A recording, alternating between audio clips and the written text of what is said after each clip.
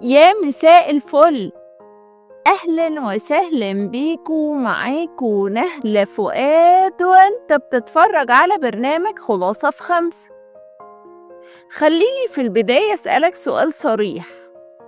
عمرك قبضت مرتبك وقلت المرة الجاية هظبط نفسي وبعد أسبوع لقيت الفلوس اختفت من غير ما تشتري حاجة كبيرة ولا تعمل مصيبة؟ لو حصل معاك كده يبقى انت مش لوحدك وانت مش فاشل، انت بس محتاج تفهم اللي محدش علمهن.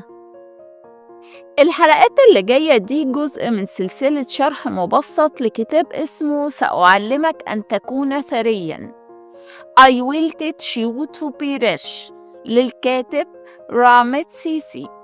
الكتاب ده مش بيقولك ازاي تصحى تبقى مليونير ولا بيبيع وهم، هو ببساطة بيعلمك ازاي تبقى مرتاح ومسيطر على فلوسك من غير حرمان ومن غير تعقيد. وانا هنا مش بنقل الكتاب حرفيا ولا بعمل استعراض ثقافة، احنا هنا بناخد الفكرة ونشوف تنفع ازاي في حياتنا بظروفنا وواقعنا. أول فكرة في الكتاب وأهم فكرة إن أغلب الناس مش فقراء، أغلب الناس تايهة مالياً، الفلوس بتدخل وبتطلع وإحنا مش فاهمين مين اللي ماسك الدركسيون. أنت ممكن تقبض كويس بس طول ما مفيش نظام هتفضل قلقان، حاسس إنك دايماً متأخر ودايماً خايف من بكرة.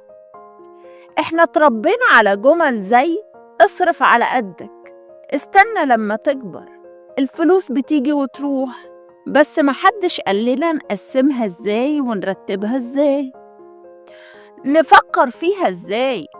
فبنعيش طول عمرنا شغالين وتعبانين ومش حاسين بالأمان.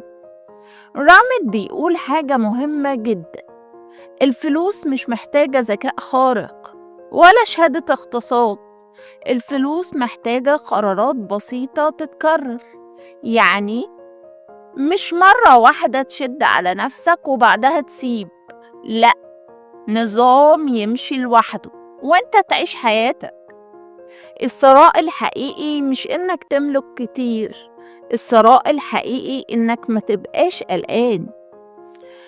تبقى غني يعني عارف فلوسك رايحة فين، مش بتخاف من فاتورة مفاجأة، مش كل قرار في حياتك مربوط بالفلوس.